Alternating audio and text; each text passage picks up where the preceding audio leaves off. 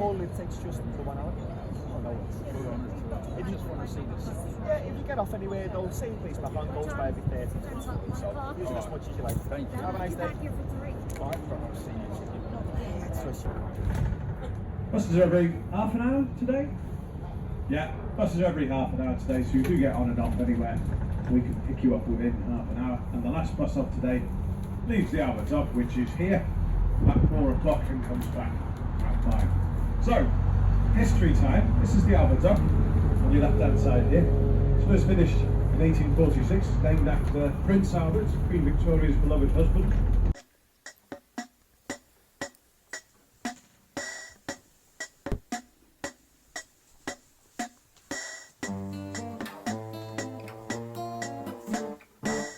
Hello and welcome to the City Explorer, stop number 1.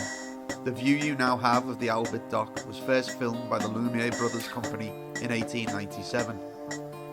That footage was taken from a camera on board a carriage racing along the Dockers Umbrella, an elevated railway line that transported many of Liverpool's thousands of dock workers on their daily commute. As you can see, some of the view is still recognisable today. The chimney you can see now is these days a part of the Pump House pub, a venue at the heart of the Albert Dock complex.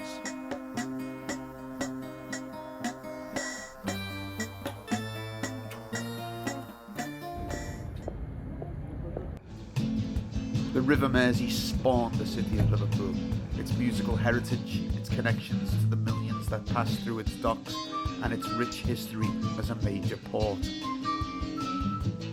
Here in the Pier Master's house, we have the opportunity to see how the people of Liverpool lived during the Second World War, while German bombs flattened much of the city.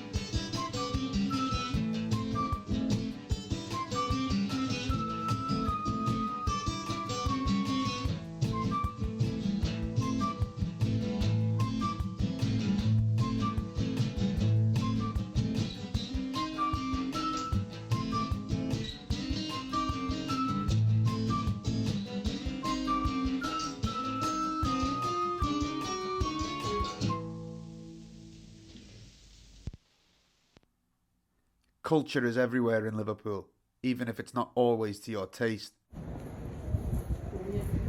And although today this dock is now a thriving tourist destination, Liverpool has never shied away from the darker aspects of its past.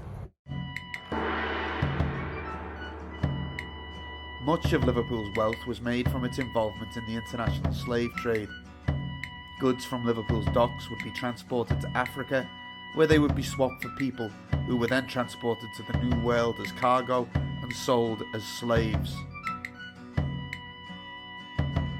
Between 1793 and 1807, Liverpool was responsible for 84.7% of all British slave voyages.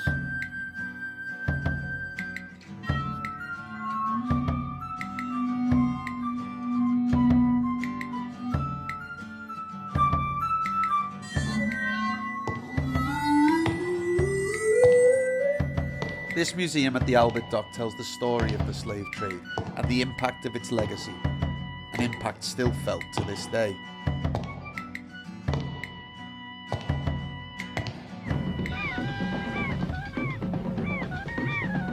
The beautiful dockland we know today was not always as easy on the eye. The decline of the docks led to mass unemployment in the city, and by the early 1980s this was not an area popular with sightseers.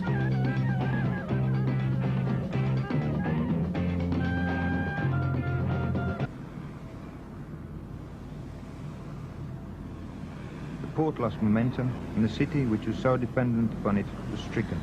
Its source of revenue had dried up, and now it had to try to live on outside help. But a focus on the city's architecture and cultural heritage led to a Lazarus-like resurrection for Liverpool. This is Thames Television. It's 10:40 and time for today's edition of This Morning with Judy Finnegan and Richard Makeley. Good morning. Good morning. They're all at it, you know. They're all at it. Tina Turner, Sunita, Juliet Mills, Joan Collins, and even Janet Street Porter. They've all got toy boys. The younger man is in.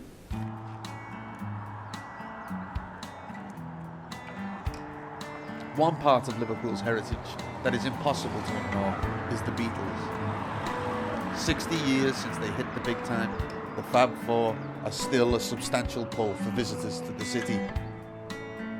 The Albert Dock is also the stop for our Beatles explorer.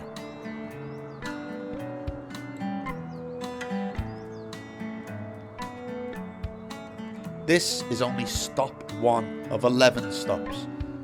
Come to Liverpool and see them all.